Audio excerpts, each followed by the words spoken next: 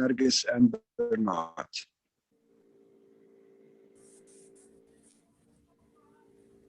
Hello. Excellent, excellent. So we're now ready with the first paper on the political economy of trade agreements, de jure and de facto analysis of institutions by Asma Izzat and Shahir Zaki. Yes, shall I start now?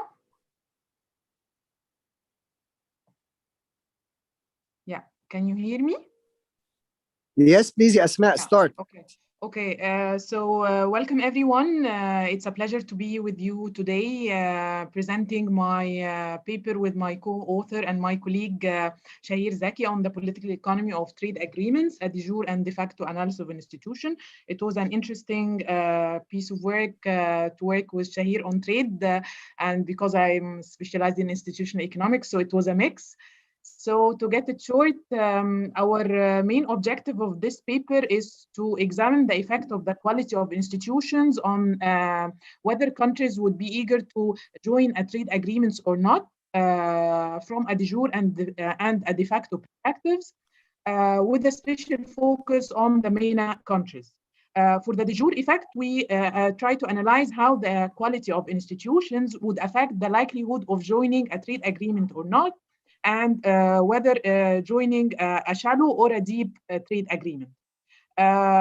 For the de facto level, we examine how the differences between the quality of institution between the trade partners and the enforceability degree of the trade agreements would affect the volume of trade among the countries trading together.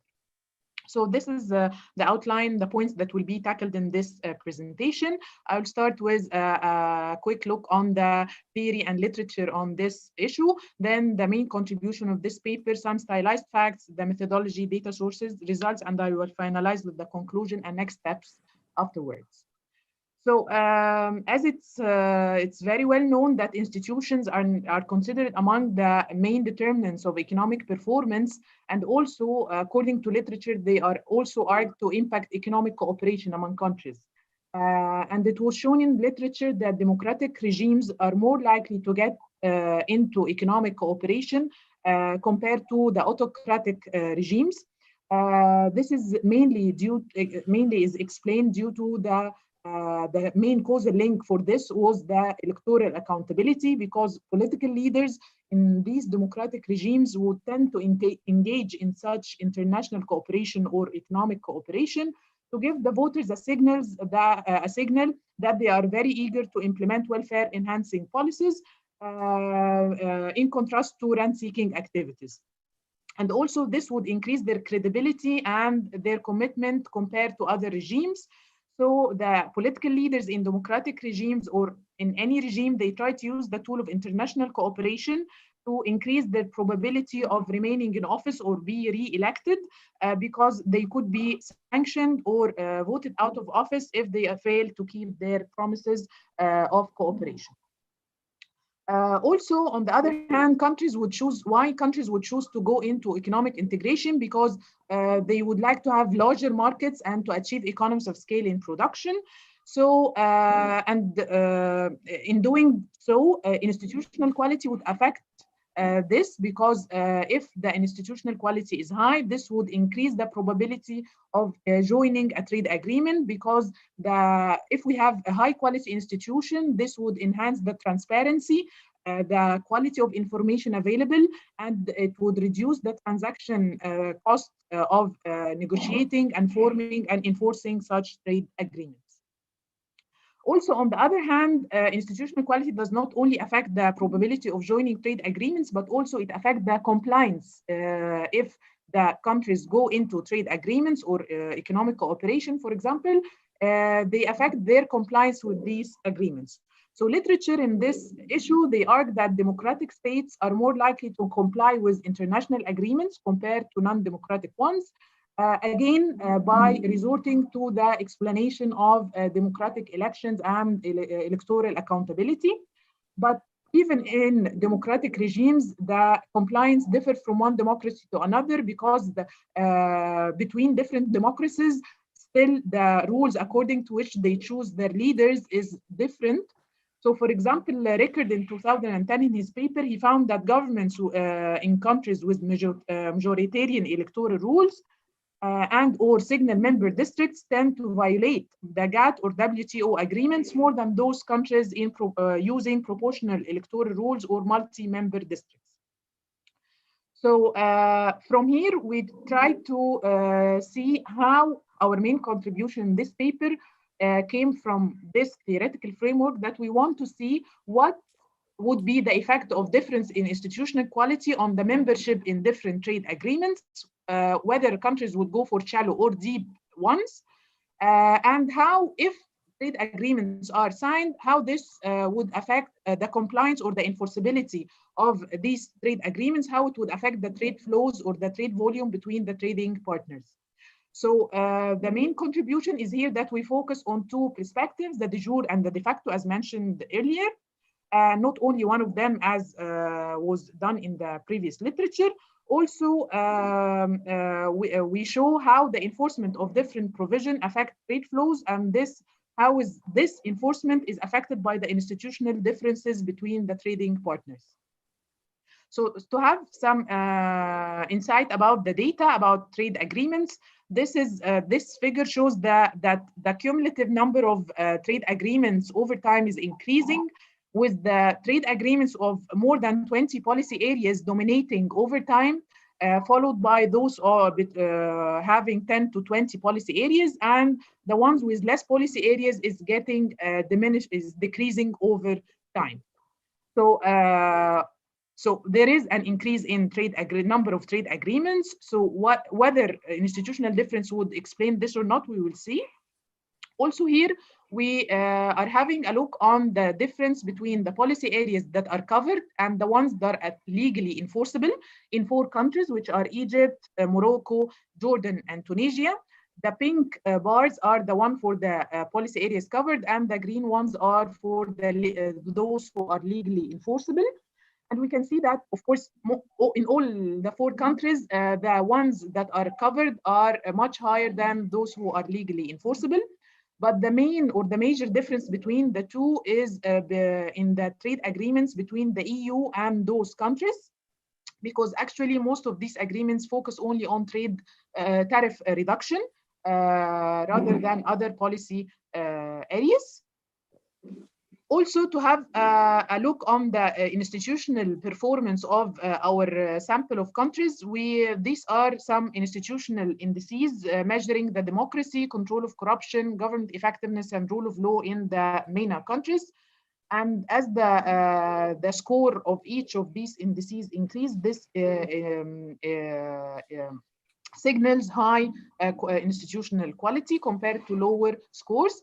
And in our sample, the best performer is Malta, followed by Israel, and then Djibouti and Tunisia for the democracy.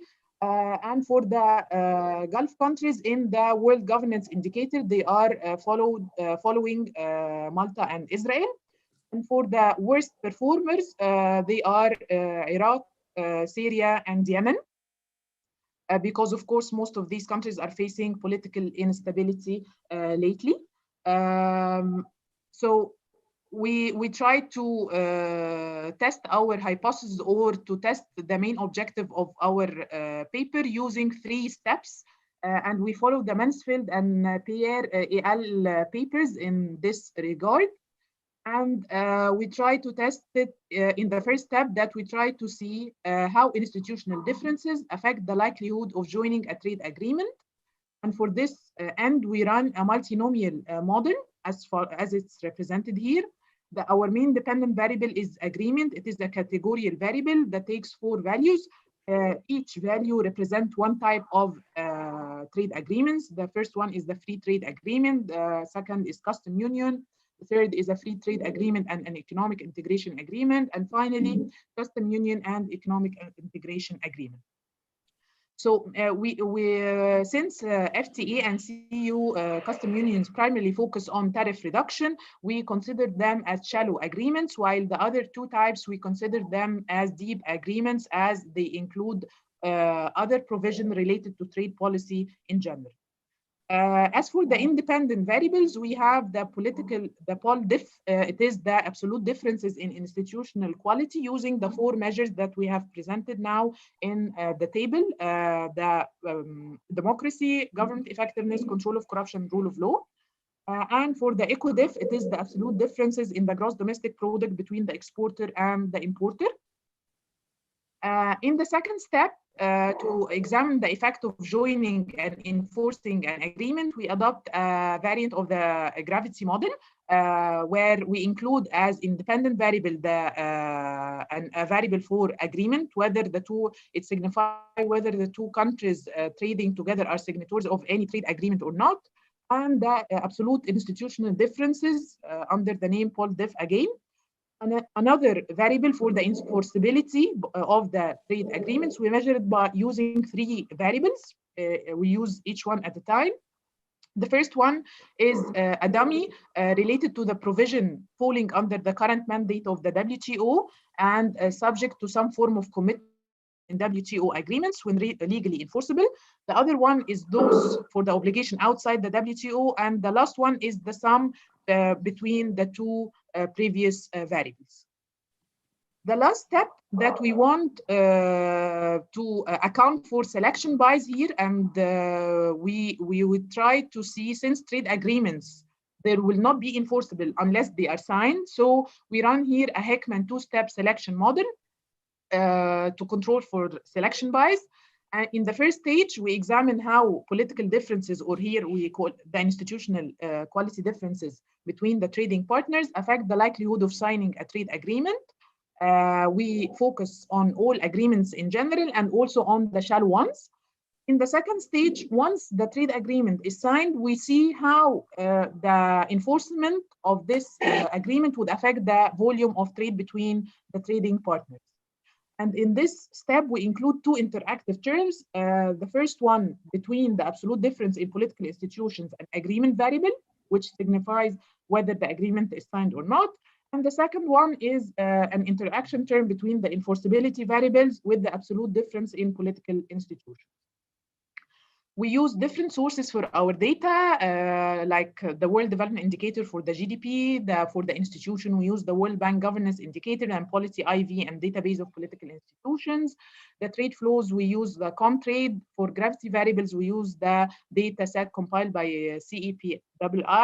And also we have a wide coverage for countries, but we include the exporters, the MENA countries as exporters, and the importers are all countries to have a wide coverage in our model.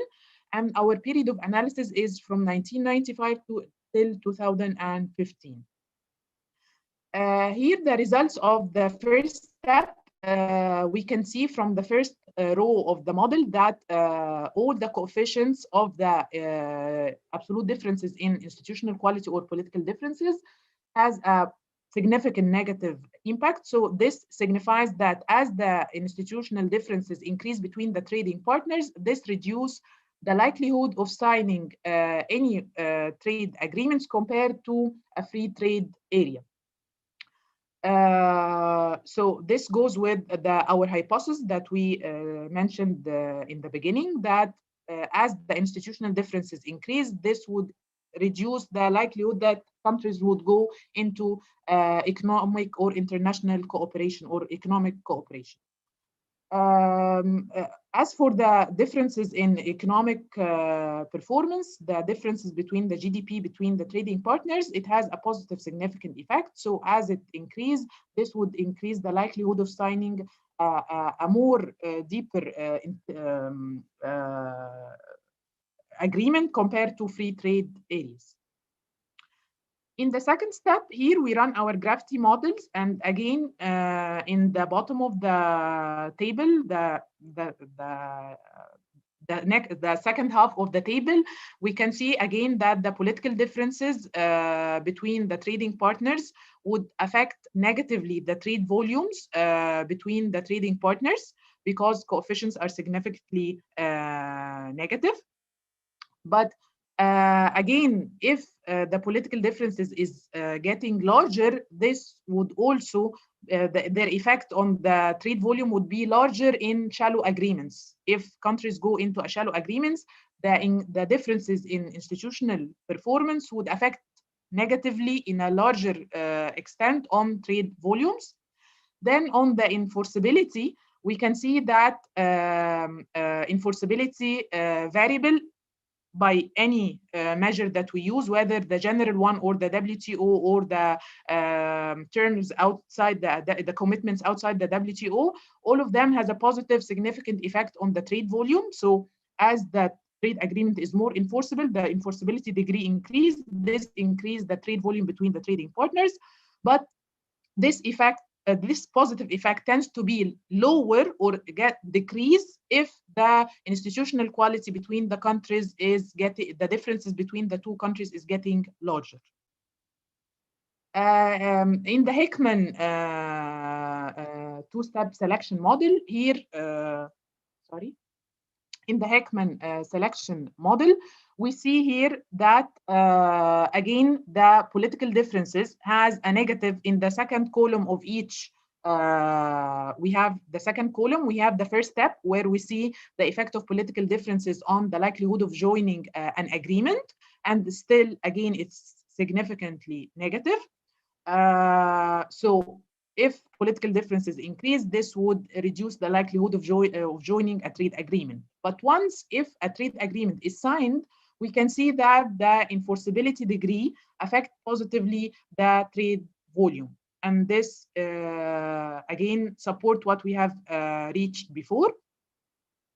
But looking for shallow agreements in particular, we can see that as political differences increase between the trading partners, they would this increase the likelihood of going into a shallow agreement rather than a deep one. And once this shallow agreement is signed, the enforceability again increase the trade volume. This goes for all the commitments of enforceability, whether the WTO ones outside of WTO or the general variable for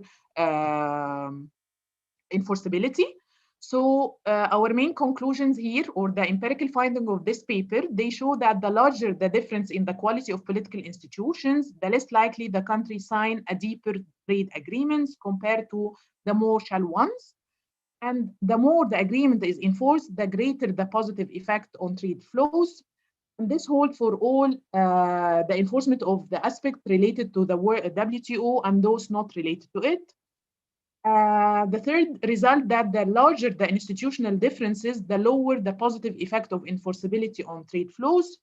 And this holds even when we control for the selection bias using the Hickman selection model. And from a policy standpoint, we can say that in order for trade agreements to be more effective, countries need to implement institutional reforms to guarantee that this agreement will be enforced, since the government in this way will be more accountable for its citizens. And since this result holds for both provision related to WTO and those outside the WTO agreement, it's important here to highlight that it's important or it's essential to negotiate trade agreements that goes beyond not only tariff agreements, but to include rather other non-tariff measures, industrial, some policies, policy areas related to industrial policies, property rights, and so on, to make it more comprehensive and to increase the trade volume between the trading partners. So what this was a preliminary draft of our paper, but we have some next step that we are willing to do. The first one is to use constitutional rules like the electoral system and the type of government or form of government, to see how whether these political variables would affect the trade joining trade agreements or not, and the trade volume. Also, to try another step is to try to categorize the enforcement provision and to assess the effect of each category on trade flows. And the last step that we want to test actually is to test for the impact of institution or the quality of institution on what is called spaghetti bowl, that's related to the negative impact of joining several trade agreements, because it's known in the literature that it could have a negative impact on the countries to join several trade agreements, because countries would be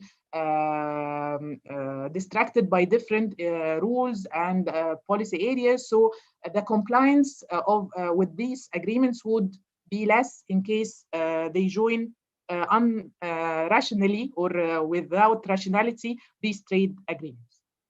Thank you, and I hope that I was on time. Thank you.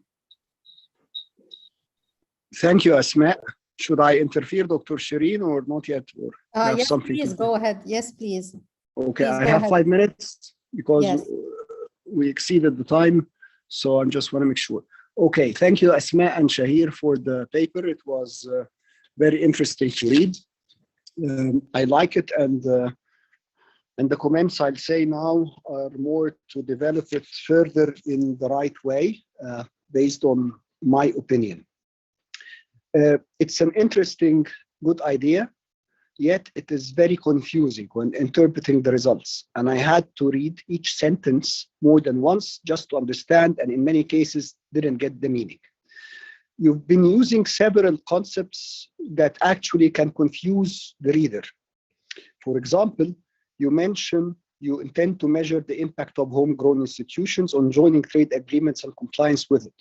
Yet your regression do not always show this. You run 3 regressions where the link of what you intended to do is not clear. Moreover, what counts more are institutions related to the agreement per se, which might affect compliance, but not necessarily homegrown institutions, which is not differentiated in your case.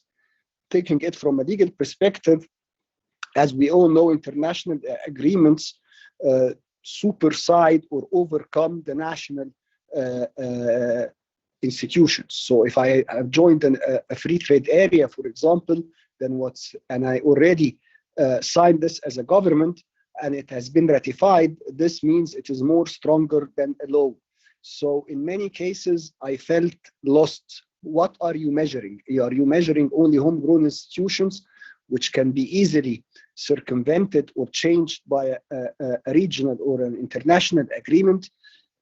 All of the countries you discussed more or less are members of the WTO. So being a member of the WTO means implicitly that my domestic laws and regulations have to comply with this. So such kind of issue of institutions was really very confusing to me.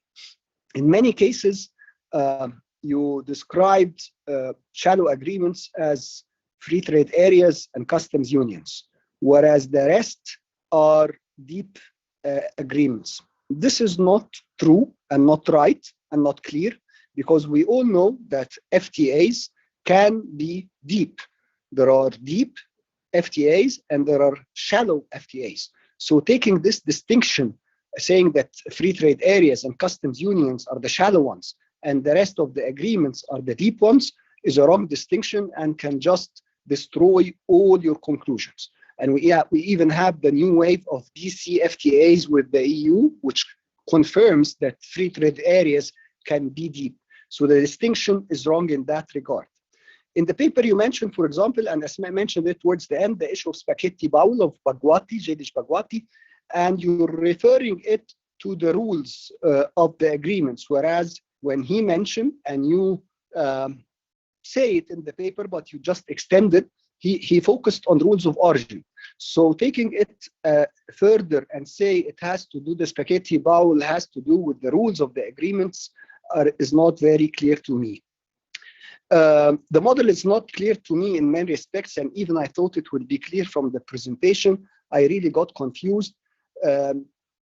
I didn't get what you mean by the enforcement will lead more to trade volume, and the enforcement again will lead to more trade volume. This for me was a kind of, I cannot understand what you're saying, and the direction of causality is not very clear to me in this regard. When we intend to measure differences between countries in such context, then what counts is not the GDP. What counts is the GDP per capita. And all your regressions use GDP and not GDP per capita. So again, this is a wrong variable to use in such a kind of a regression, and it does not give the sense of what you want to say. What do you mean by economic integration agreement? This is really confusing and you have no definition for it. The model, as I said, needs to be revised. It's confusing. Some sentences are not clear. Just give you some examples. You say also several PTAs may generate duty-free market access and zero tariffs on inputs with numerous trading partners, and this could be an attractive alternative to national policymakers and can substitute free trade. What do you mean by this? I didn't get it. So are you suggesting that signing PTAs is a substitute for unilateral liberalization? Or what do you mean? I didn't get it at all. Another thing, you say our main findings show the larger difference in quality of political institutions, the less likely the country signs a deeper trade agreement compared to shallow ones. Moreover, the more agreement is enforced, the greater the positive effect on trade flows. This results hold for the enforcement of the aspects related to WTO provisions and those not related to it. And then you mention industrial policies, whereas, and you mention intellectual property rights, whereas there is a huge body of literature that would say that intellectual property rights is subject to dispute, whether they really lead to more trade or less. Industrial policies are by definition not allowed according to the WTO, and definitely not in the trade agreements, the regional trade agreements. So the end result from my reading of the paper is that even the definition of de jure and de facto is a little bit confusing to me. De jure, you mentioned that just joining the agreement, whereas de facto you means enforcement of the agreement, caused as well a kind of confusion to me. The title is nice, the idea is nice, but the execution of the idea didn't come up to a user-friendly way for the reader to understand, and many of the results need to be revisited in light of revising the model, which is confusing, and the variables need to be, checked further whether those are the right variables or not. The distinction between shallow and deep needs to be further analyzed and discussed, because it does not give the meaning of what you want to intend to do. Thank you. Thank you, Dr. Ghonim. We have two questions, I think, coming in, one from Dr. Ibrahim Al-Badawi, who'd like to have the floor, and then Dr. Bernard Hockman.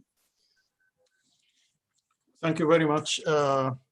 Thanks to Shahir and Asma and also Ahmed for the comments. I just have one query about possibility of reverse causation, because to the extent that existing economic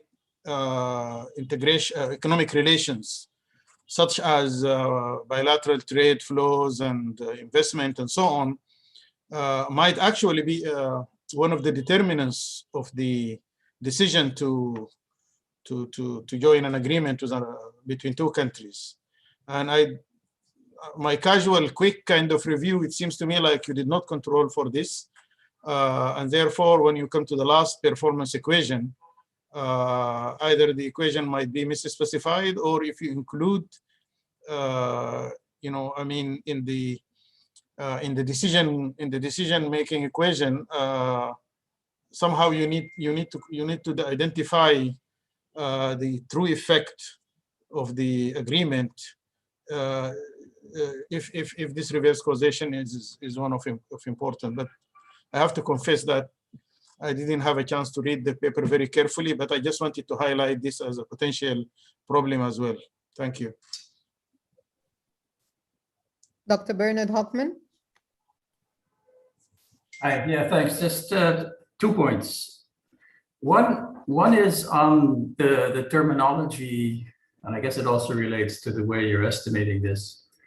So there was discussion of the probability of joining an agreement, which seems to be distinct from the probability of negotiating an agreement. And I think this ties into this question, which also might have been confusing Ahmed a bit, on what type of agreements are we talking about. So all of your regressions are essentially, and certainly the trade regressions, they're all bilateral, right? So it's trade between country I and country J, and similarly with the agreements, it's I and J.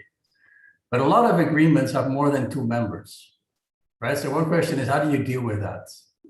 So country A is then going to join an agreement which already has 3 or 4 or 10 countries in it. And that also then relates to this customs union dimension of the data set. I mean, we know that we have real customs unions and we have lots of fake customs unions, right? So if we think about Mercosur, for me, Mercosur is a fake customs union because individual members actually sign their own preferential trade agreements with other countries. The EU is a real customs union because the EU signs new agreements which bind the 27 as a whole. So I think unpacking this might actually help in terms of identification. My second point relates to the policy implication that was stressed in the final slide, where essentially you're saying go deep, right? We have to go deep. And I think this is kind of inconsistent with the whole focus on these political differentials as a determinant of what countries do, right? So there's obviously a reason why MENA countries don't go deep. So now we can tell them to go deep, but we know they don't go deep, partly because of the analysis you've done, presumably. And I think kind of unpacking the MENA side of this might be useful, is to say, okay, how do we square that recommendation with the fact that our analysis actually shows that the greater the differences, political differences, the less likely it is that they're going to sign an agreement. So I think there's a bit more thinking to be done in terms of the implications, certainly the policy implications of the analysis. Thanks. Thank you, Dr. Hockman. Dr. Ghonim, if I may, there is Dr. Ibrahim Awad from the floor who would like to perhaps share one final aspect, and then we can give the floor to Asma and Shahir for a response. Thank you very much, Dr. Ghonim, for giving the floor. I'd like to say, to start, that I come to the political economy of regionalization from theory of international relations, not from economics.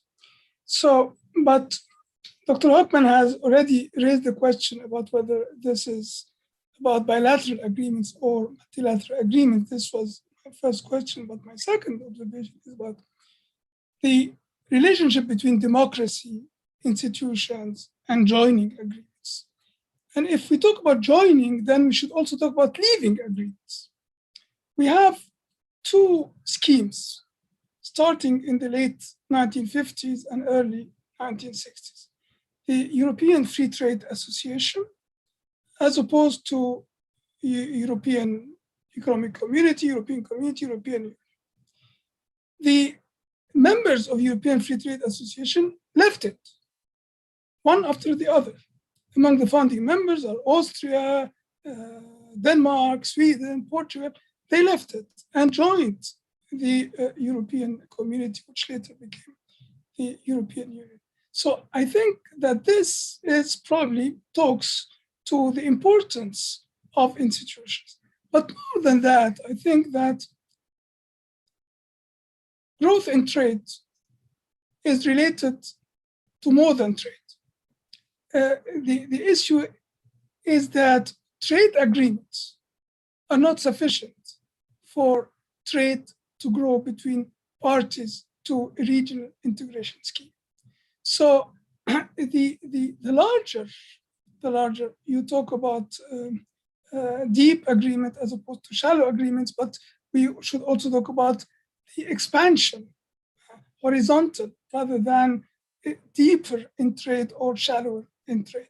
So larger integration scheme probably are promote trade and promote closer relations between parties. This is in respect of developing countries in particular. Do we really have a trade agreement that is successful in pushing integration, regional integration forward? what are the examples of significant, successful trade agreements? This is my observation and my question. Thank you. Thank you, Dr. Awad. Dr. Ghanem, on to you for the rest of the session, to give the floor to the authors. I think we should give Asma 2 minutes to answer because we're running out of time for the other papers. So they can have 2 or 3 minutes to answer the most important ones, and then thank you. And then we start with the other papers. Yeah, thank you, Professor Ahmed. I will leave this for Shahir to answer. Okay, thank you, Dr. Asma. Thank you, Dr. Ahmed, for your comments, and Dr. Hochman and Dr. Ibrahim. I'll go through the main comments. So I agree with you, Dr. Ahmed, that that we cannot really say that all FTAs are simply shallow and all other agreements are deeper. But the only problem is that, and this perhaps will also answer Bernard's question on the customs union, that some are fake and some are real, that we wanted more like an objective criteria in order to distinguish between what we can qualify with shallow and what we can qualify with not shallow. So given the fact that free trade agreements and customs union, they simply deal with tariff reduction, we defined this in the paper as being shallow agreements, and that other agreements that have more dimensions, they are considered as deep agreements. I totally agree with you that, for instance, the DCFTA with the European Union includes different aspects other than tariff liberalization. But the only thing is that we wanted to have a more objective criteria to avoid having some subjective selection of which agreements would be qualified as shallow and others will be qualified as deep. But perhaps one of the things that we can do is to use the index of enforceability that we constructed, and then having like thresholds in order to classify different agreements, which one are shallow and which one are deep. On the causality, and this will answer perhaps Dr. Ibrahim's question and also your question. We partially try to do this first through the Heckman selection procedure. But I totally agree that signing a trade agreement is endogenous, and there is a huge literature on this. So perhaps we can work also on controlling for the endogeneity of the agreement.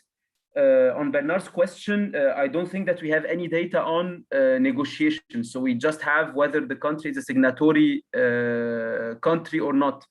So I think it will be difficult. I mean, in the write-up, we have to rephrase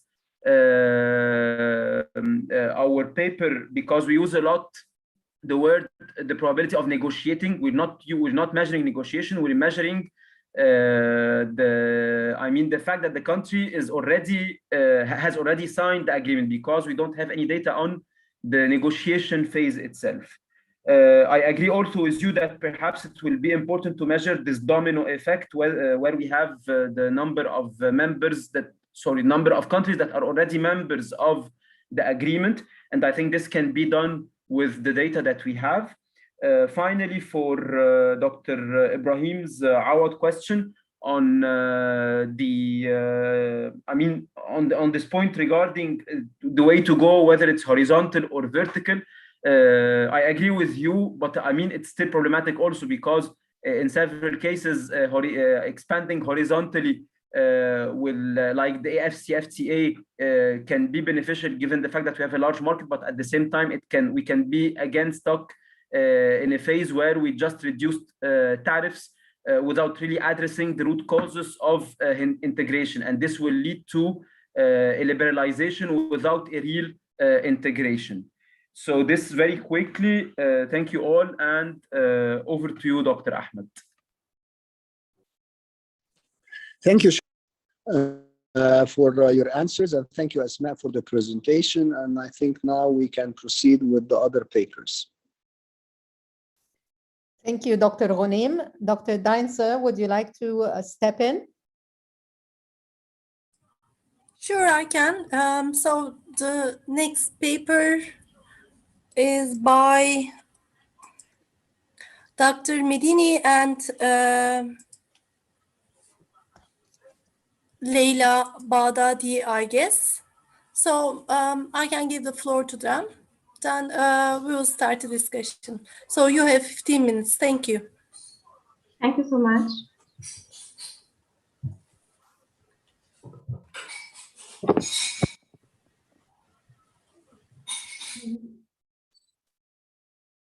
So I'm very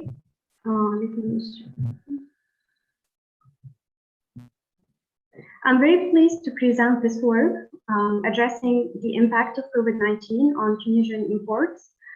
So this work is in progress and it is part of a wider project on measuring firms' vulnerability to COVID-19 in developing countries. So what drives our work is the huge disruption caused by COVID-19 on trade. And this unusual situation is urging policymakers to find quick solutions. And we're trying to make a contribution to that by focusing on Tunisian imports and identifying potential sources of vulnerability while giving special attention to sectors involved in global value chains. So our main goal is to identify which imported products and which sectors are most likely to be disrupted following the supply shock. And we think this is a fundamental starting point to put in place viable strategies. So just to clarify, we call a product vulnerable or risky when it is very challenging to replace it following supply shock. So this presentation covers basically the two major steps we went through in our work. First, we identified the risky products and sectors based on some criteria that we will discuss. And then we defined a regression to assess the relationship between risky imports and the value of imports in the post-pandemic period. And I will also talk a little bit about factors of resilience as displayed by the data. So just a quick overview to compare Tunisia's trade pre and post-pandemic. As the figure shows, overall Tunisia's trade has experienced a sharp decline in 2020 compared to 2019. But the decrease in imports overweighted the decrease in exports. So overall imports fell by 19%, while exports fell by 11%. So as you can see, the fall in both trade flows started in February 2020 and registered the sharpest negative peaks in April. And these negative peaks may be in part due to the general lockdown imposed in March on all workers, except workers in some sectors like food and health sectors. So this is just to have a global overview of the change in trade during the pandemic. But in what followed, we will focus mainly on the change in imports from 2019 to 2020. So here we present the change in imports by sector.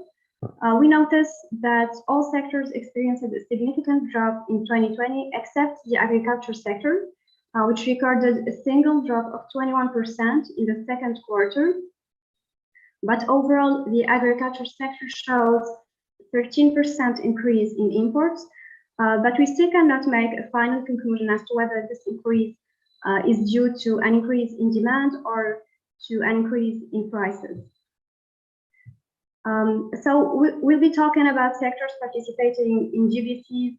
So in previous work, we have shown that for Tunisia, the machinery sector and the textile sector participate in Gbcs through backward linkages.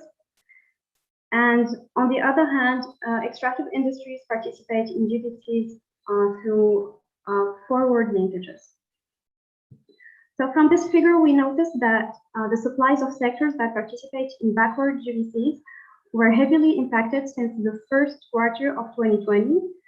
And these sectors are machinery, electronics, transportation equipment, and textiles, apparel, leather, footwear.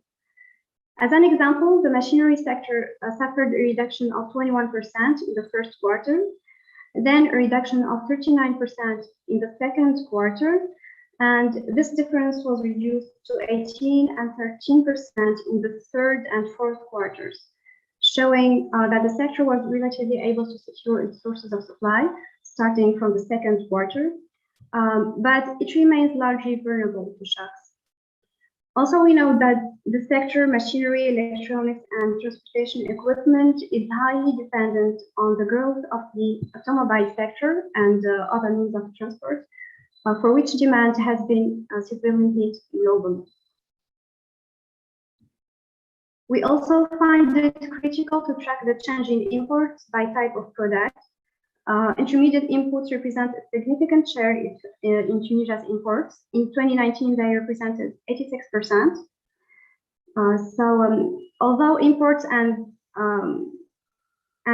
of both intermediate and final products experienced a decline, clearly the drop occurred mainly on intermediate products, with a decrease of over 40% in the second quarter. And in fact, this means that different sectors, especially the ones using intermediate products intensively, have not been able to access these inputs, and therefore companies couldn't produce and export final or semi-final products. And in this case, the drop in imports is also reflected in the decline in Tunisia's exports. So, as I had mentioned earlier, the first step we went through is the identification of the risky products. So here we present 3 criteria on which our selection is based. The first one is the concentration of partners. The geographical concentration of suppliers is important to assess if the country can easily substitute the sources of its imports. The second criterion is the feasibility of the product, to check if it can be produced locally. So this criterion is based on the product-based approach. And finally, we consider the intensity of imports to verify if the product can be easily substituted with another similar one, because high intensity means high demand for substitutes, which may be challenging to satisfy, especially in the short run. So these criteria reflect the extent to which a product that is no more imported can be replaced. So it's either we import it from other suppliers, substituted with a similar product, or produce it.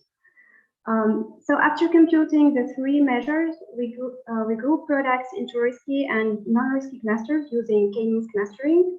And at the end, products with high concentration, low feasibility, and high import intensity tend to be in the same cluster, in the risky cluster. So this figure shows that 20% of imports identified as risky based on 3 criteria that we have discussed belong to the machinery sector, which is involved in global value chains through backward linkages. For extractive industries, which are mainly involved in Gbcs through forward linkages, they involve 50% of risky imported products. However, this is not enough to explain the drop in imports, because demand is not taken into account, while it can be a major cause of the drop. So here we show the distribution of risky products imported from Tunisia's top suppliers. Almost 100% of risky imports coming from Algeria belong to extractive industries. A high share of risky extractives is also supplied by Italy. Then, except for Algeria, a significant share of the risky imports coming from the other partners belong to the machinery sector. And finally, a high share of the risky imports coming from Germany belongs to the textile sector. So here we consider COVID-19 products to show a case where feasibility is a driver of resilience. Our data shows that 20% of COVID-19 products experienced a drop in imports and at the same time an increase in exports. And this leads to the conclusion that Tunisia possesses the capabilities or factors of production necessary to make some products. At the same time, we show that 45% of COVID-19 products had a drop in imports and a drop in exports. So in this case, products are less visible, and here we can see the importance of international coordination to allow access to COVID-19 products. So as a second step, we have defined a first difference model using panel data to assess the relationship between risky imports and the value of imports in the post-pandemic period. On the left-hand side of the equation, we have the changing imports between 2019 and 2020. And on the right-hand side, we have the changing imports of risky products presented here as RIPC, which stands for risky imports per country. So we run the model using monthly and quarterly data. We also use RIPC, or risky imports per country, by excluding and then by including agriculture and COVID-19 products.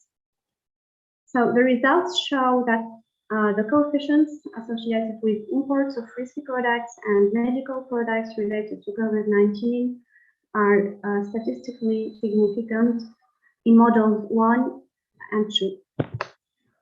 So to summarize, we have identified risky products based on 3 criteria: partners concentration, import intensity, and feasibility.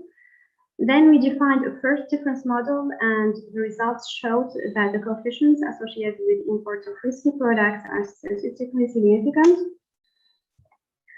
We also showed that intermediate products include the highest share of risky products. Also, the machinery sector was highly impacted by the supply shock, and it's one of the main drivers of exports in Tunisia. So the shock on imports here is reflected on a shock on exports. Extractive industries were also highly affected. So I'm going to stop here. So it is so important to understand the sources of vulnerability and factors of resilience to find solutions, either national or international. And also one more thing, not considering demand is certainly one limitation of our work, as demand patterns have shifted during the pandemic. But our work is still in progress, and we're trying to upgrade it, also based on your comments and recommendations. So thank you. Thank you very much, Amal. It was a great presentation. And can you please, okay. And now, if you agree, we will proceed with the second paper, and then we will be discussing both papers together. So the second paper, actually the third paper for the session, is Tunisia's trade with Sub-Saharan Africa, large room for growth. Makrim, will you be presenting the paper? Okay. Okay, thank you very much.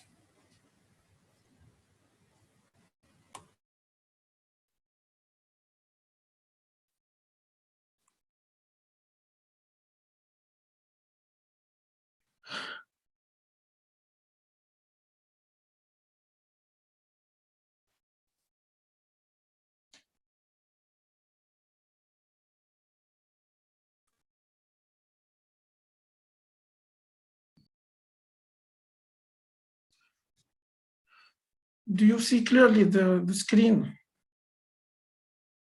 Actually, we can now see the top side, top part of it.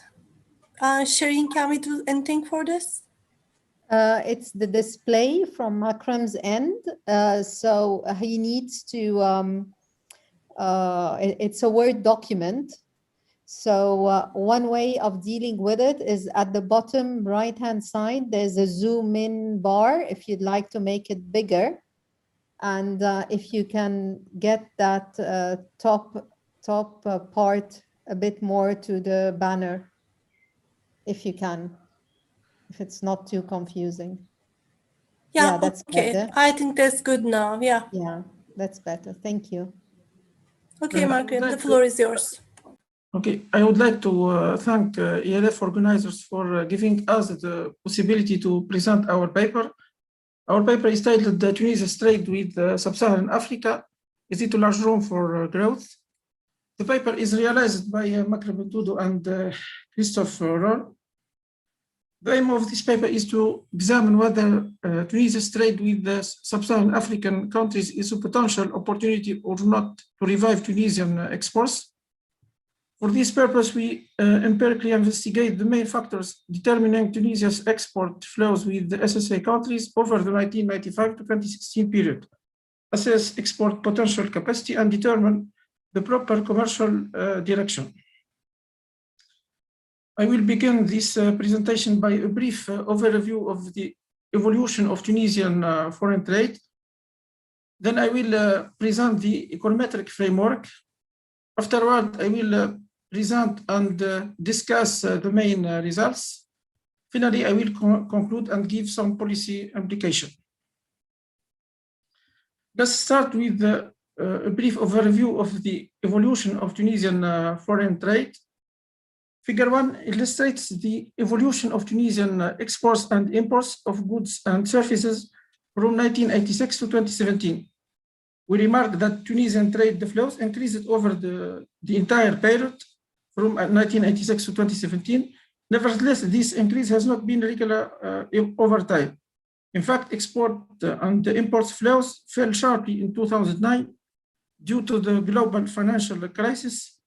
Tunisian trade flow have since rebounded in 2011. However, the recovery was disrupted by social and political instability during the 2011 to 2016 post-revolution period and the European economic slowdown due to the debt crisis.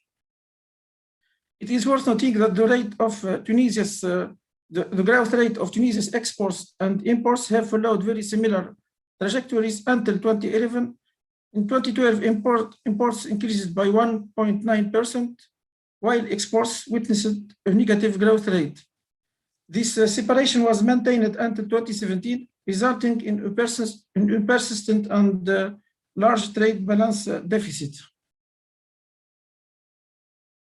Figure 2 shows the geographical orientation of Tunisia's foreign trade between 1995 and 2016. We note that Tunisia's foreign trade is concentrated in a main region, the Eurozone.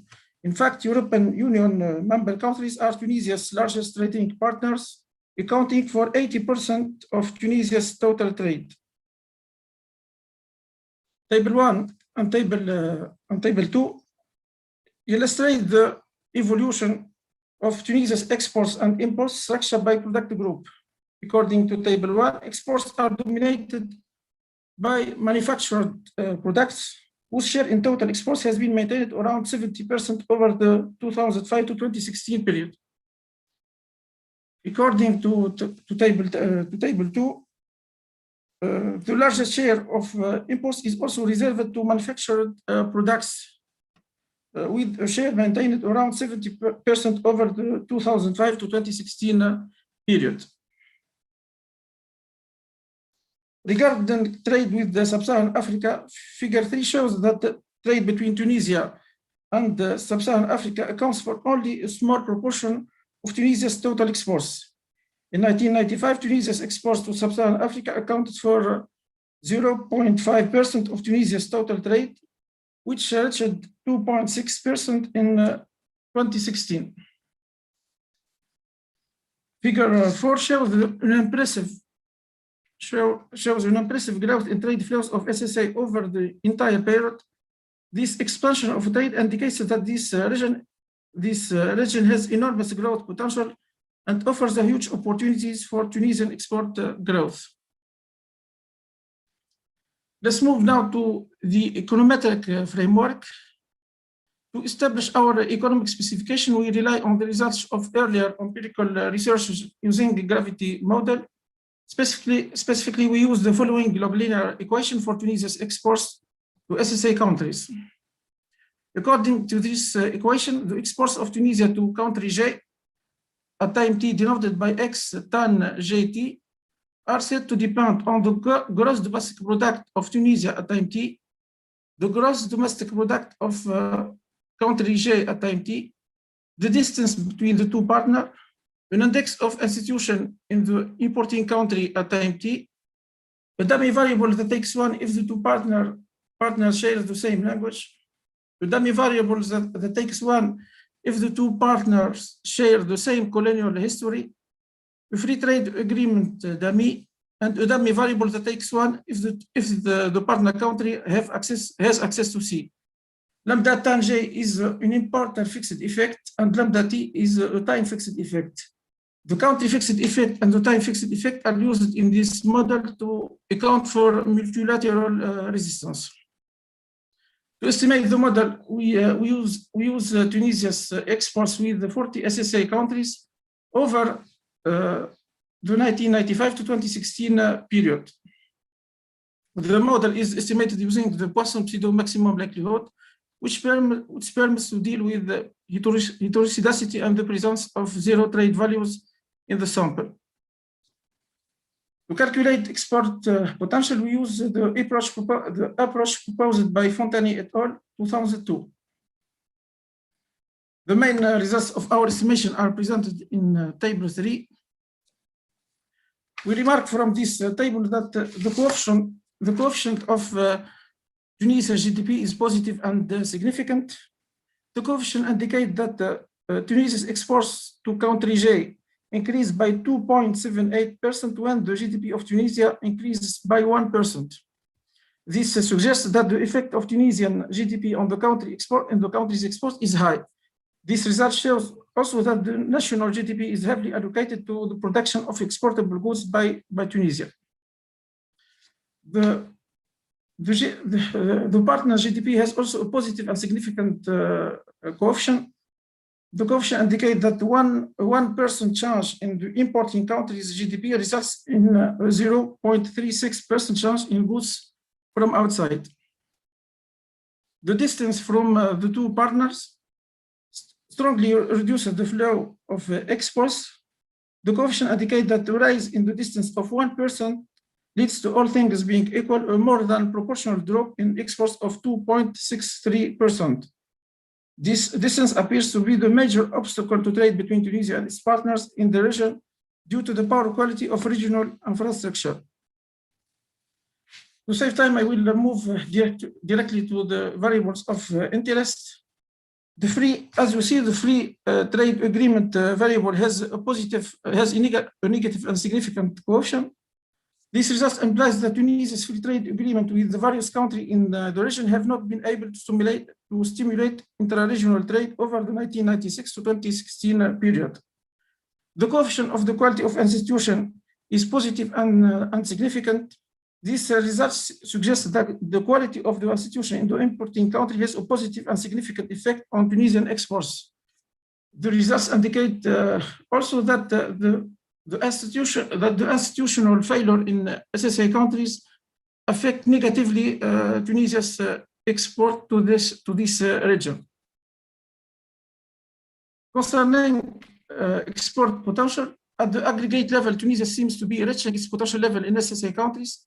However, it still has a new destination with significant opportunities in this region, specifically with Mozambique, Kenya, Sao Tome and Principe, Rwanda, Swaziland, Liberia, Niger, and Togo.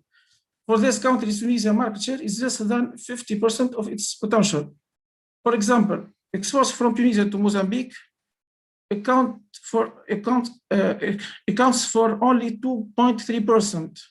Therefore, exports to this country could be multiplied by a factor of 43.3%.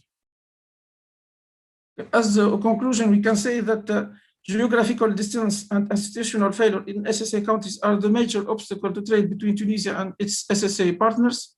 Second, Tunisia has a highly trade potential with many SSA countries, especially with Mozambique, Kenya, Sao Tome and Principe, Rwanda, Swaziland, Liberia, Niger, and Togo. Therefore, SSA country must be considered as real opportunities for Tunisian foreign trade. Based on our previous findings, some policy implication could be: first, Tunisia must develop and diversify its trade toward the sub-Saharan Africa region and must review its regional and bilateral free trade agreements with the country of this region. Second, the growth of Tunisia sub-Saharan Africa trade is limited by a number of factors mentioned in the analysis of trade determinants, such as the production capacity, distance, and institutional failure in SSA countries. Therefore, building production capacity, the development of trade-related infrastructure, and improving the quality of institutions in SSA countries will stimulate Tunisia's export to SSA partners countries. And thank you for your attention. Sorry, thank you very much, Makrim.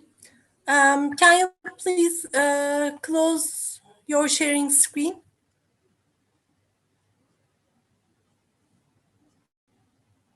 Thank you.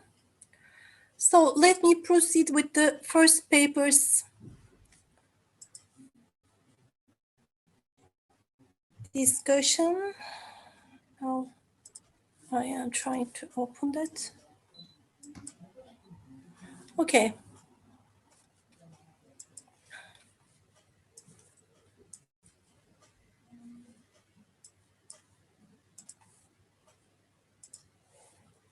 I think you can see my screen. Perfect. So the first, okay, thanks. So the first paper, the objective of the first paper is twofold. So it tried to measure the level of vulnerability associated with Tunisia's trade flows following COVID-19 disruptions. I think it's very important because I really sympathize the papers that is dealing with the results of COVID-19 now, because this is what we need. And for the region, I think these types of papers are important for us. And final and intermediary products are elaborated separately. So the methodology is unsupervised clustering techniques, which is called K-means. And they use this clustering technique to group products into vulnerability clusters. And for these, they use 3 criteria. The first one is the concentration of partners. The second one is the reciprocity of trade relations. And finally, they use the share of the product in each trade flow. And what they find is the intermediate goods were affected more than final goods in 2020, and imports were more affected than exports during the COVID-19 period, which they take it as 2024 now, perhaps due to data restrictions. So I think there are some issues that needs to be identified in the paper. First of all, they use K-means clustering, but we know that there are other types of clustering. I think they need to support why they use this, why they preferred using this clustering, and what are the benefits. And maybe for robustness, they can try other methods as well. And it would be good if they explain how they choose the model among several K-means clustering models that they are running, because in the paper they say that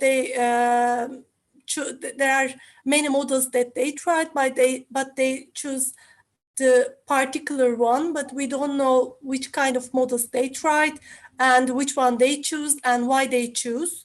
I think this part needs to be clarified. And actually, perhaps the paper is now in the beginning phase, or not in the final phase, I can say. There are some missing parts like the introduction, but so it would be very good to talk about if there's any similar study in the literature, because it will be defining the contribution of the paper. And there are no robustness tests at the moment, so adding some robustness tests would really be improving the results.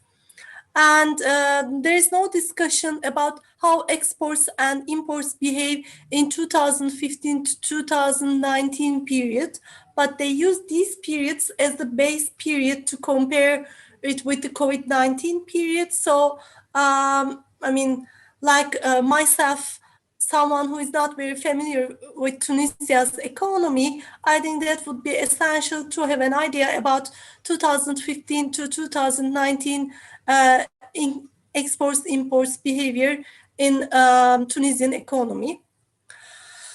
Then the effects of COVID-19 period. First of all, there were really good graphs or tables discussing what has happened to imports of COVID-19 of Tunisia in COVID-19 period.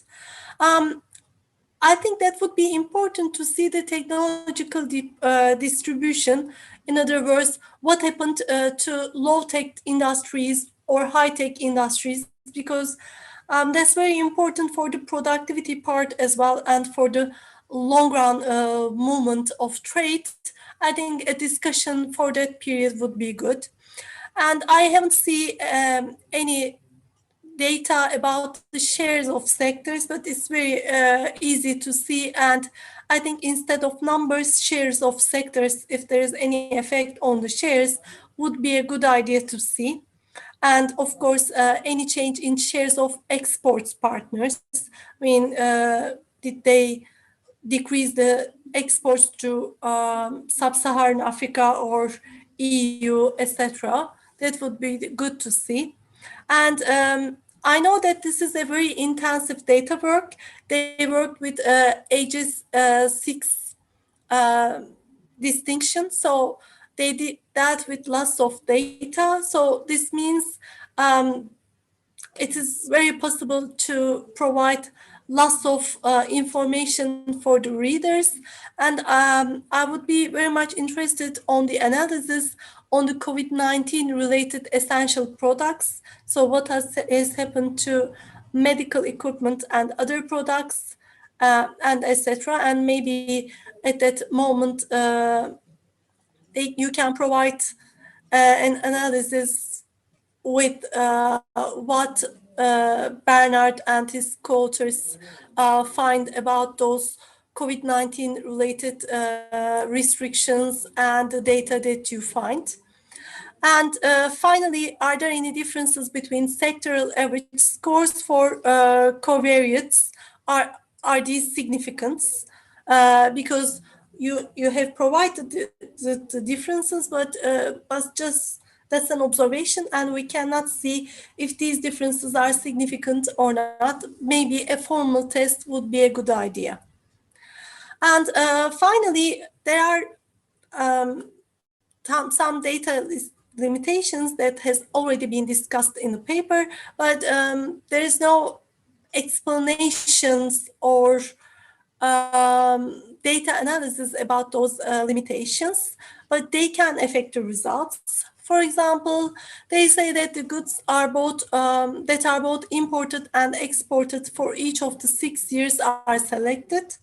I mean, this means there is a balanced panel, but how much of the data you lost when you restricted the sample? I think you should share this with us, because we don't know how much of the data, export-import data of Tunisia you are talking about, or how much is excluded from the sample. That would be differing the results and intuition actually. And what are the sectoral shares of the data used in the study? In other words, the particular data that you excluded from the analysis are from a separate sector, or is it the same in all of the sectors, etc. But I really would like to say that it was a very important topic, and I know that it takes so much time and to deal with this intensive data jobs. So thank you very much for the paper. And if you don't mind, I'd like to proceed with the discussion of the second paper. Is that okay? I think yes, okay. Yes, please. And if our participants do have questions, to please put it in the Q&A section or raise hands, so we'd be ready to give them the floor. Okay, okay, thank you. Okay. Now this is the other papers.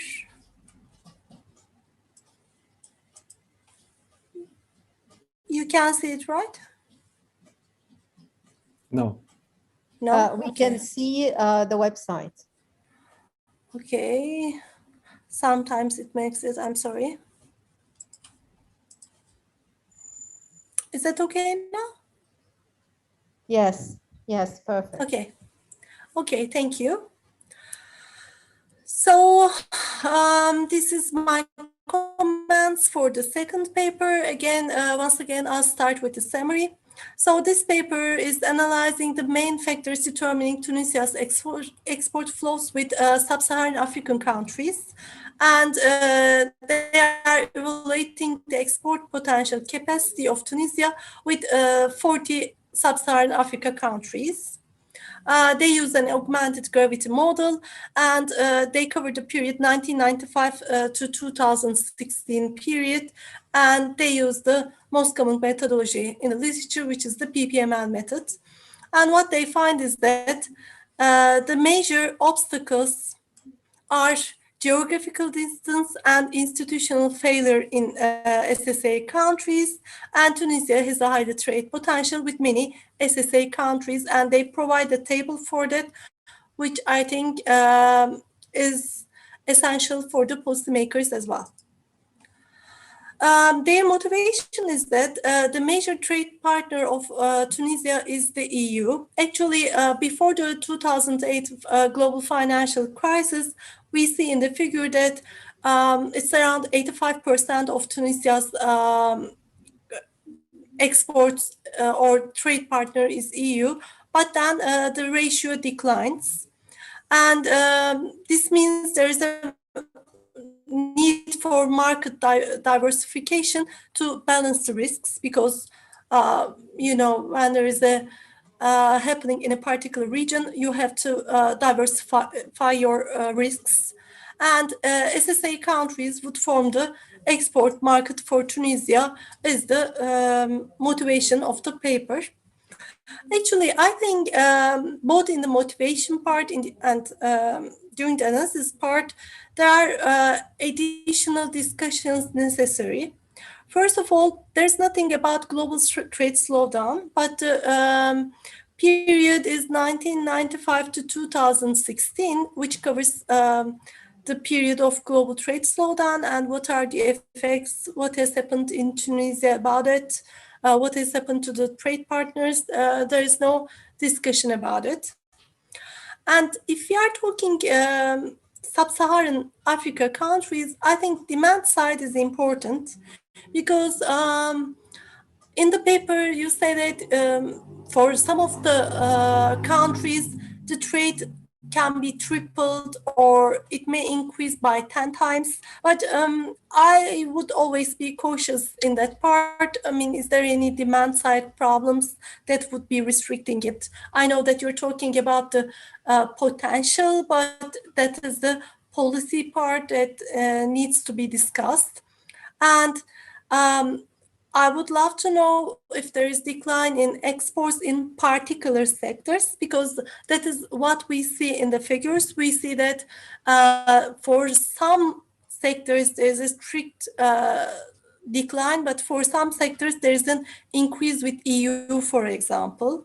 So, I mean, this means this is not a major change. It may be a sectoral change. So a gravity model would be supplemented with other models that would be incorporating these discussions into your analysis.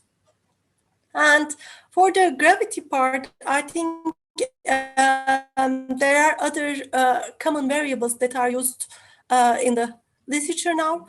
Religion would be really important for the region because, you know, there's an FTA, but there's other international organizations like OIC, which is based on religion and would be affecting the relations, etc. The other one is currency. Currency seems to be like a major determinant of exports as well, and the gravity model. And in the first paper, Shahir and his co-author talked about the role of institutions, and I think democracy would be a good variable here as well, especially if you are talking about sub-Saharan Africa, because for a country which is in a war, it may be very difficult to increase the trade potential with that country. And there are some minor issues. In equation 1, you're using another variable name, but then the variable name changes in the tables, and table 3 is not consistent with equation. So it would be nice to be careful in these parts. And that's all about my comments for the paper. And thank you very much for sharing it with us. And now I can open the floor for questions. So let me see if there is anyone. I haven't seen any raised hands, so please let me know if there is any question. Nargis, there's a question from in the Q&A section, if you'd like to attend to it. It's from Dr. Muhammad Bakhshuda. My question for Nargis, of course, economic variables have been affected by COVID-19, but how do we know that changes before and after the pandemic are just due to itself and not to any other determinants, including political issues? I do believe that we need to separate the related impacts, applying impact analysis techniques such as difference in difference for this end. And there's a hand raised by Dr. Bernard Hockman, who would like the floor. So please go ahead. And Dr. Ibrahim Badawi has a question as well. So perhaps we can take Dr. Bernard Hockman and then Dr. Ibrahim, and then you can respond. Okay, please go ahead, Bernard. Okay, just a question or a suggestion, comments on the Tunisia paper, the one on COVID. So I think, and this was already kind of made clear in the presentation, it's work in progress. And one of the things that was said that you don't do, if you don't really look at the domestic and supply factors. So I think this is something that really should be in there, and it would really make the paper a lot more interesting, because on the one hand, you have the GBC link, which I think is important in terms of backward-forward integration. But I think a lot of this is presumably also going to be heavily impacted by shocks to demand domestically, but also shocks to supply domestically. So, and especially given that you have the COVID dimension there as a motivator, I think, trying to trace through what the effect is of domestic lockdowns, what is the effect of the collapse of the services sector, in particular tourism, as a source of revenue and employment, that's going to have knock-on effects on income, that will have knock-on effects on demand. So I think explicitly controlling for all of that is really needed, and it really would enhance the paper, because then you can say something about the relative magnitude in terms of the effects also by sector and composition. So what's more vulnerable to the domestic dimension implications of the shock as opposed to what's going on in foreign countries. And that would really become a cool paper. Thanks. Dr. Ibrahim Badawi. Okay, thank you. I would like to make two quick comments on the second paper, on the gravity paper. I think for to give the whole issue a interesting regional perspective, I think it would be interesting if somehow in the gravity model one could control for what Morocco is doing, because actually there is some sort of competition for sub-Saharan Africa, from these two, from North Africa, but particularly Morocco and Tunisia. And given the size of the economy of Morocco and what Morocco has done institutionally, Casablanca is emerging as the financial capital of Francophone Africa. And Morocco has set up an industrial corridor with neighboring countries. And so to the extent that one could control for these institutional factors, I think it would be quite interesting for policy should Tunisia really wanted to actually enhance its trade with Africa, perhaps maybe a time varying but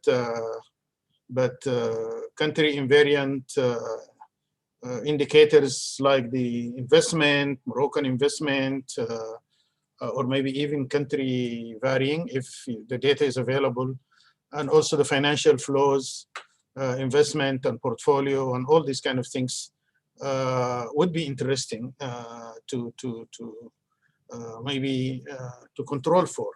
The other variable, which I think is quite obvious, because the real exchange rate in Morocco has, in Tunisia has depreciated quite precipitously,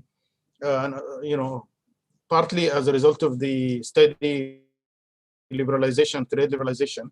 And Shahir and I actually have done I don't know, maybe 5 years or 3 years or something like that, a paper that actually successfully estimated a very robust impact for real exchange rate in the gravity model. Because basically it measures your capacity to deliver exports at more competitive prices relative to third partners as well as to local production. So perhaps maybe this is one important missing variable which also has policy implications. Thank you.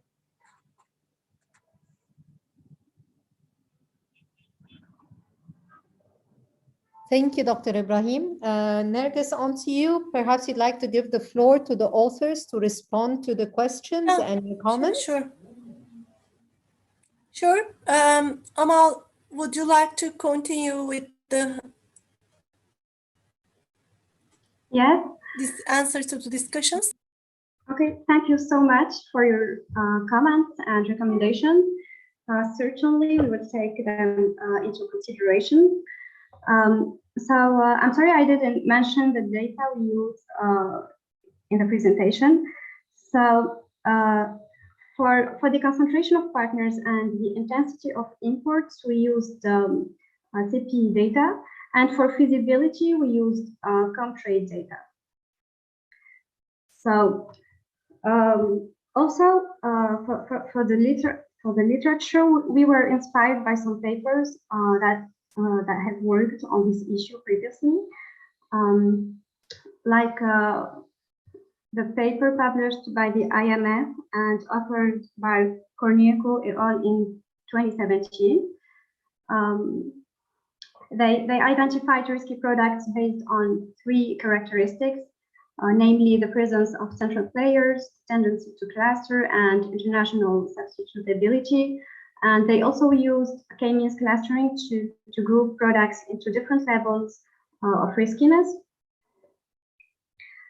For the question about the different models, we actually didn't use different models. It's but we have run the K-means model using a different number of clusters each time to see the accuracy score of each at each time. So then we selected the one with the most optimal accuracy score.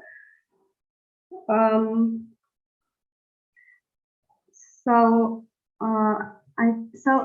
another thing that I want to mention, a novelty of our work is the use of feasibility as a measure of product substitutability. Feasibility is only based on the factors of production available in the country and do not take into account tariffs and production costs like in other papers. So I'm going to stop here, and thank you so much for your recommendations. Thank you, Amal. And Makrim, do you want to take the floor?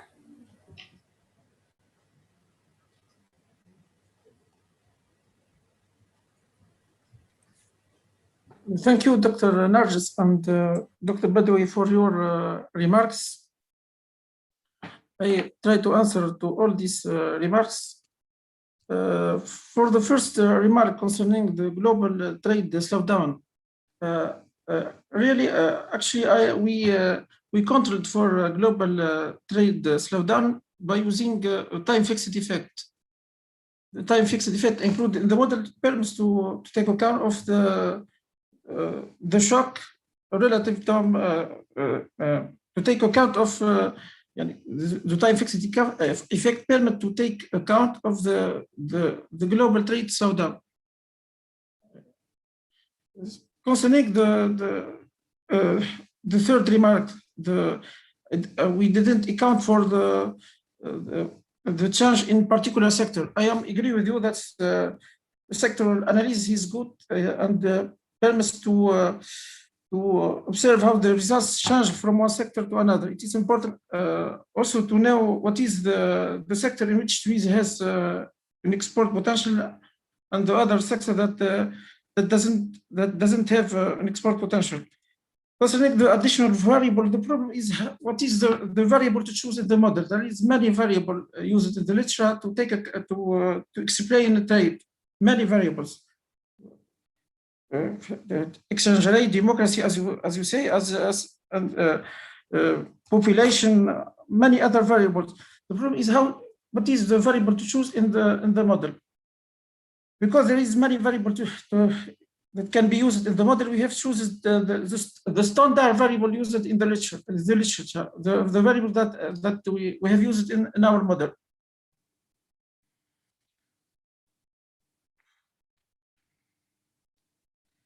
I don't understand the remark concerning the inadequation between table 3 and the equation.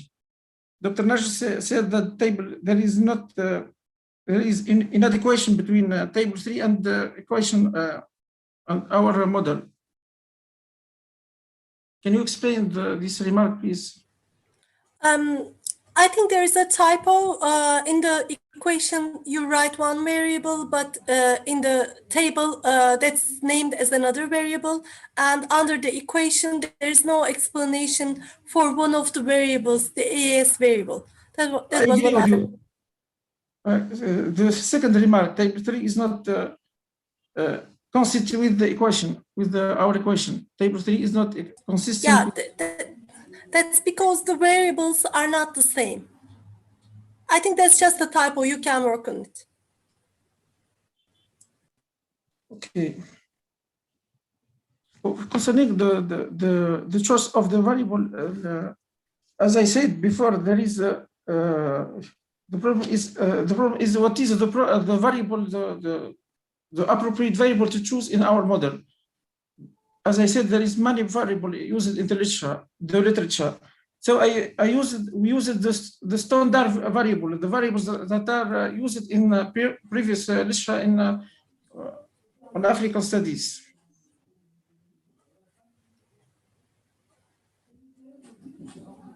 Do you see what Yeah, but my comment was not related to that.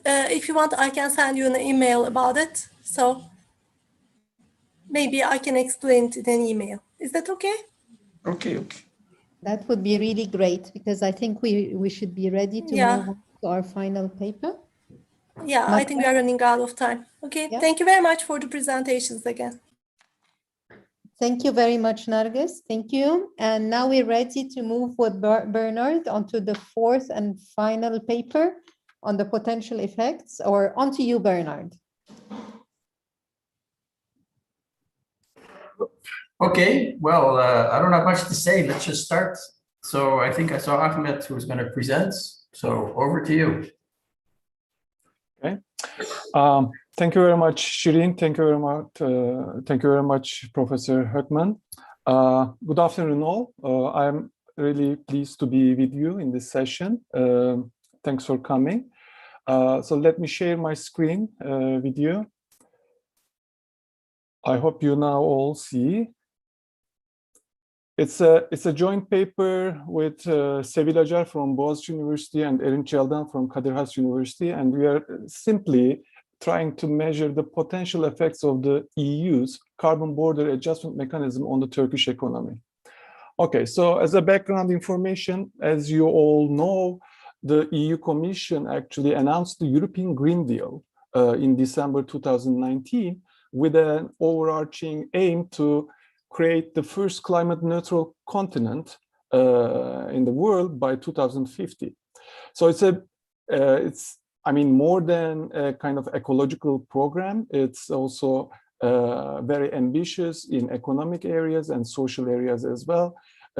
It aspires to transform the whole system, in fact, spanning from energy, manufacturing, transportation to food system, and also it's going to change how we consume and how we produce, okay, through this circular economy dimension. So it's also a very, a social program. Like, of course, all these big transformations will create losers and winners. And in order to minimize the number of losers in such big transformation, just transition mechanism is one of the main pillars of the European Green Deal. So European Green Deal is not kind of an intra-EU issue. It's going to affect all countries having trade, finance relations with the EU. And mainly the effects will be felt via two channels. The first one is the carbon border adjustment mechanism, which is actually will price the carbon content of exports made to EU, okay? And the second channel is the circular economy action plan, which requires the products to be redesigned to allow for longer lifespan, reuse, easy repairability, and resource efficiency. It also extends producers' responsibility, right? So it's a big issue. It's a very hot issue in Turkey, not only in Turkey, I believe, in many other countries as well, having trade relations with EU. So European Union is a big market for Turkey. So almost 50% of our exports are sold to EU. So it's not a market that we can forget about. So if the rule of games will change in EU, it's going to affect our bilateral trade. So the basic question, the research question of this paper, what would be the carbon bill of the Turkish exporters if the carbon embedded in the exported goods were to face a price of 30 or 50 euro per ton of carbon dioxide? So this is the methodology we use. First, it's an input-output analysis, basically. It's a standard methodology that has been used widely in the carbon footprint analysis, stuff like this. So we first start with the 2012 input-output table. We updated to 2018. So by the time of the writing of this paper, it's the most recent data, 2018. We then aggregated these 65 original sectors into 24 sectors. I'm going to present you soon. And then we allocate the greenhouse gases to these 24 sectors. And then by using the input-output analysis, we decompose the sectoral emissions embedded in the exports to the EU market only in the year of 2018. Then, after finding the carbon content, we calculated the carbon cost simply by multiplying with 30 and 50 euro per ton, the price of carbon. And then we calculated the sectoral so-called tax rates. Okay, so these are the carbon costs as a % of export revenues earned from the EU market in 2018. So these are the 24 sectors. As you see, they are all, related, linked to each other. So the main sectors that are, highly risky to the CBAM, the carbon border adjustment, is the energy intensive and carbon intensive sectors like paper, petroleum products, chemicals, cement, iron and steel, electricity. The air transport we also included here because it is under the ETS, but nevertheless they pay no money to ETS. They are allowed to have kind of 100% free allowances anyway. So why do we have this discussion today? Carbon border adjustment. Well, as you know, the European Union has been regulating carbon emissions in the EU industries since 2005 with a system called emission trading system, ETS. But this ETS has a problem, which we call as carbon leakage. When you regulate carbon in the EU, you push the EU producers outside EU because they don't want to pay those EU industries who doesn't want to pay carbon prices. They prefer to locate in non-EU countries, neighboring countries. For example, think about Serbia or Macedonia, right? So this is a problem. Why? Because once those industries leave EU, there's a job and production losses in the EU, and moreover, you may lower the greenhouse gases emission inside EU, but there won't be a global reduction. So it's a problem. So what is the solution? The solution is to extend ETS to non-EU countries by a different mechanism, okay? By taxing the carbon content or pricing the carbon content of exported goods at the EU border. So the main aim is to equalize the carbon burden among EU and non-EU producers. Once you do this, you will solve the carbon leakage problem. You preserve the competitiveness of the EU industries, and moreover, you will have a leverage on reducing the global greenhouse gas emissions. Okay, so there used to be like alternative methods. We may think carbon border adjustment as a custom duty or a carbon tax, but the third option seems to be the most realistic one. And recently, a week ago, there was the draft document leaked, and according to this draft document, CBA will take the form of an extension of the EU emission trading system to non-EU producers. Okay, so there is a brief info on ETS. It currently covers 11 energy and carbon intensive plantations in the EU. It covers only scope 1 emissions. So these are the direct emissions from the factory chimneys. And it is quite successful, like actually from 2013, if you look at, so it has a kind of managed to reduce the industry's emissions. Okay, so so it's going to be an extension of the ETS, the carbon border adjustment. So the open question is whether the CBA is going to tax the scope 1 emissions only, or scope 2 or scope 3 emissions as well. So it's an open question. In the ETS, inside EU, only scope 1 emissions were covered. But you may think that firms face higher electricity prices due to ETS. So European firms also kind of paying for their scope 2 emissions as well, indirectly. And also firms, the EU firms also face higher prices for inputs purchased from the ETS covered sectors. So like majority of scope 2 emissions are also indirectly covered. So in a way, this is how we proceed in our paper.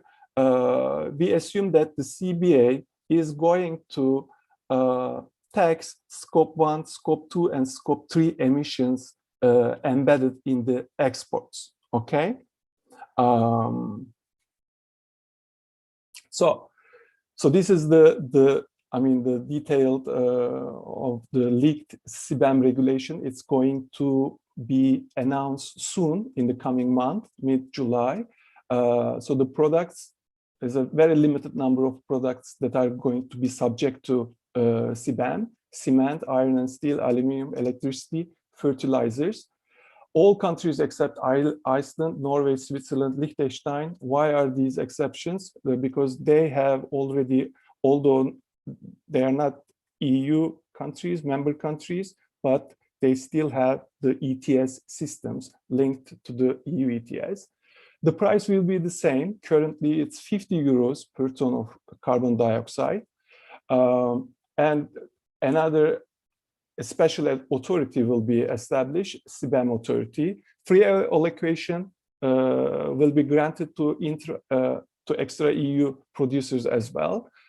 A surprise, not only scope 1 emissions, but also scope 2 emissions will be subject to pricing. A controversial measure, the revenues that are generated from selling of these certificates will be going to the EU budget, not to the countries. There will be a transitional period, and after this transitional period, we may expect to see that more products to be covered. Okay, so let us first start. So the sectoral greenhouse gas allocation.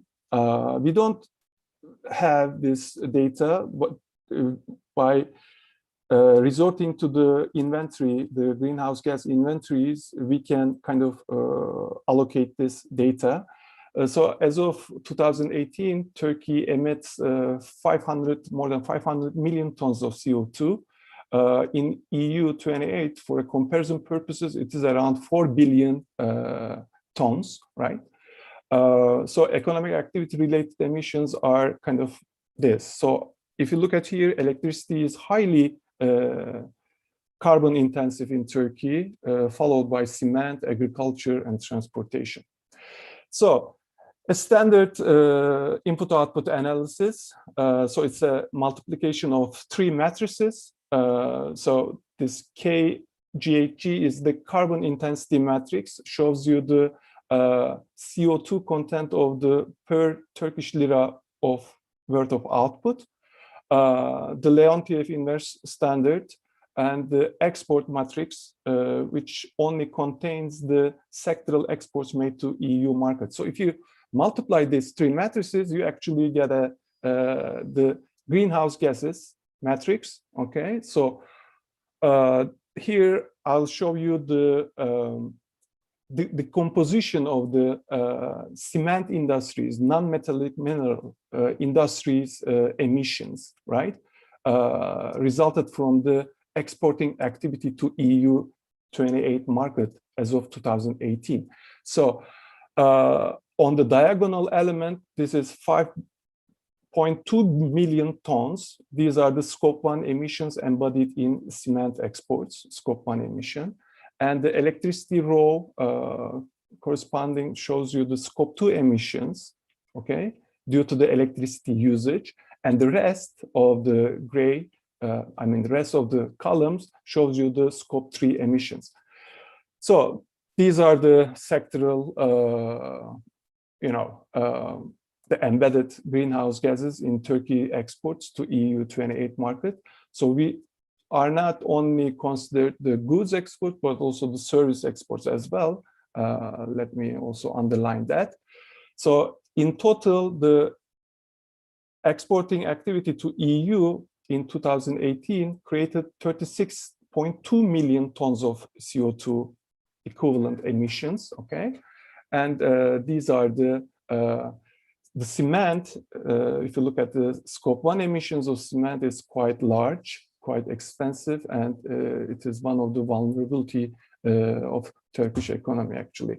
So once we have this, remember the cement industry is around 5.2 million tons. If you multiply this 5.2 with 30, then you get almost 170 million euros annually. This is the carbon bill of the cement exporters. If the price of carbon were to be 30 euros, it may increase. It actually increased to 50 euros. This cost can be as high as 280 million euros per. Ahmed, we're running out of time, so. Okay. So in the last part, we may kind of use this carbon bill to have this CBA tax, okay, as a percentage of the EU export revenues. And it shows you that the cement industry will have to turn back every 13 euros they earn from every 100 euros of they earn from the EU market. So it's quite a large tax rate. It may actually make it impossible to export to the EU market. Okay, so let me skip this. So the basic question is that, okay, this is going to be a huge risk for Turkey, but it's not only the EU market. The developments taking place in US, in China, in Japan also shows that there's a new climate regime is maturing. So these policies can also be relevant in other markets as well. So it's better to, although it's a risk, but by transforming the Turkish economy, it may serve as an opportunity for Turkey as well, the European Green Deal. The cost of inaction will rapidly rise in the days to come, right? So we argue that Turkey needs to adapt. In order to do so, there should be some homeworks that needs to be done. Revising the INDC target that reflects the true responsibility of Turkey is going to be the first step. Ratifying the Paris Climate Agreement at the Parliament is also, and also instituting an ETS-linked carbon pricing scheme in Turkey would also be beneficial.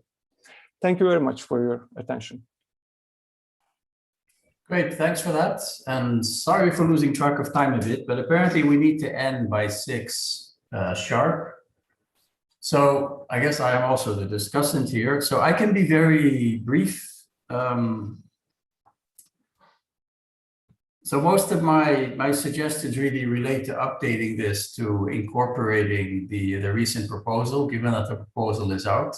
I mean, and you already had a slide on that in terms of laying out what would be done. So I think the real, what I would suggest in terms of revision is to explicitly incorporate that into the analysis. And in a sense, what you have in the current version of the paper could be seen as kind of a long-term analysis where we're covering everything. But initially, of course, the EU is being quite careful in trying to identify, how this thing is going to work by initially focusing on just a few sectors and doing this incrementally.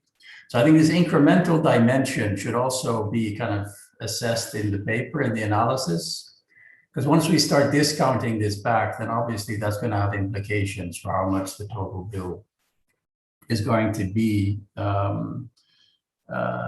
over time. So one of the things that I think also would be useful to do in the paper is to incorporate kind of some of these specific tweaks and twists of what is likely to happen. So, free allocations apparently are still going to be with us. So that obviously creates a set of its own problems.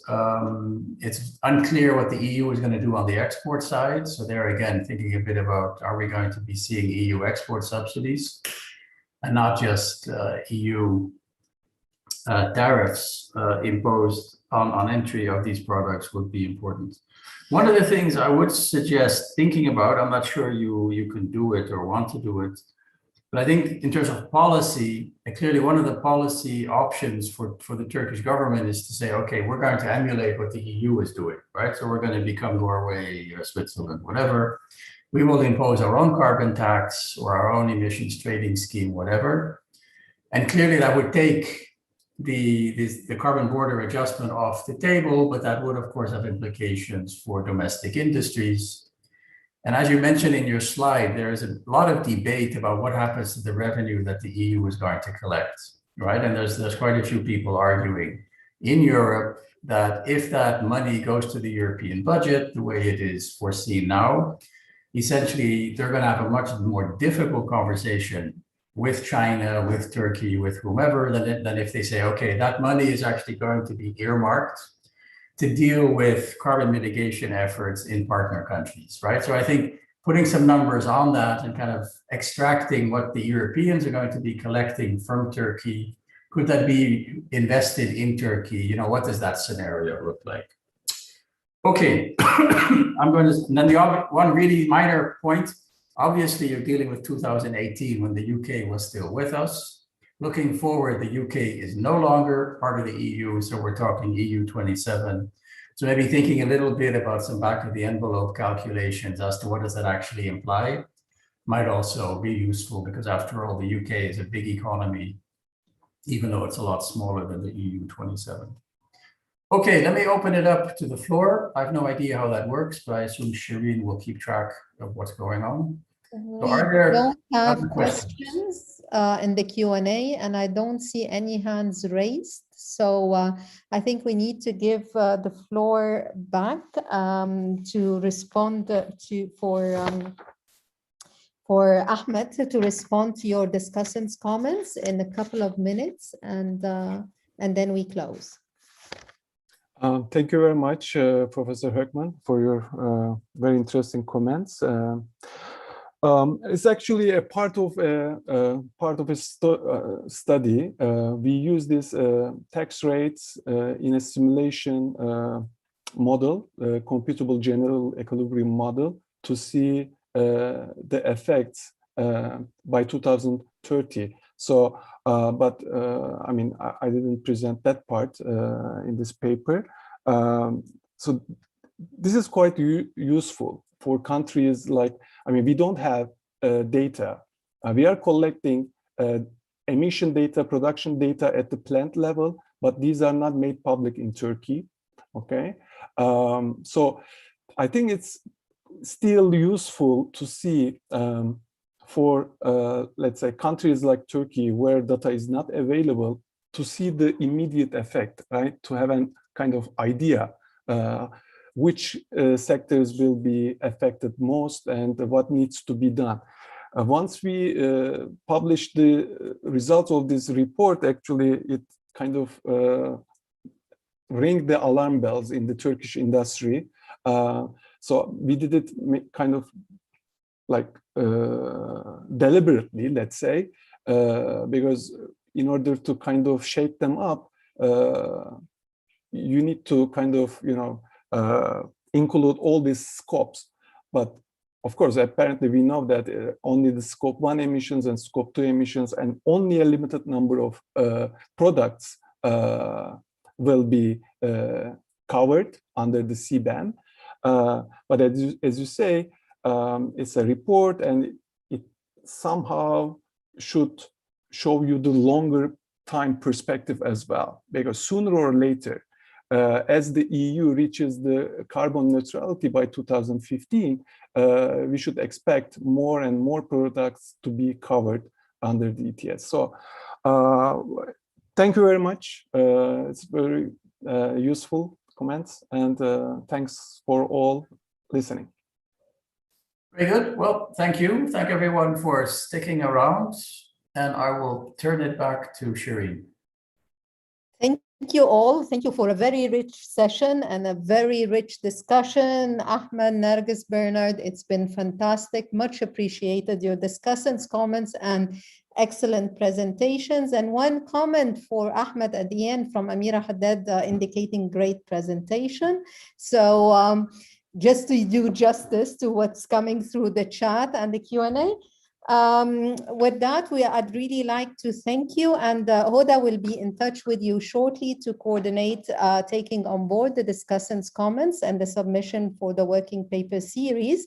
And we'd like to invite you to seriously consider submitting a policy article for the forum, to go out with the working paper in due course, to extend the outreach, especially that there's been a lot of reference to some good policy recommendations, and to invite you to, we have one more session this week for the conference, tomorrow with Dr. Mahmoud Haddad as a discussant on banking and exchange rates for 3 papers that you might find of interest, and then one more week to go with our conference sessions. And thank you again, each and everyone, for your intervention. Shireen, can I make a very important comment? Absolutely, yeah, Doctor, absolutely. I'd just like to suggest that we give the prize to Shahir and Nergis for their very inspiring libraries. You know, the background. Quite fascinating to see the libraries behind them. So knowledge, knowledge, surrounded by knowledge. Absolutely. Thank you very much. Thank you, everybody. Thank you. Have a great evening. Thank you, everyone. Thank you. Take care. Bye-bye. Bye. Bye. Thank you. Bye.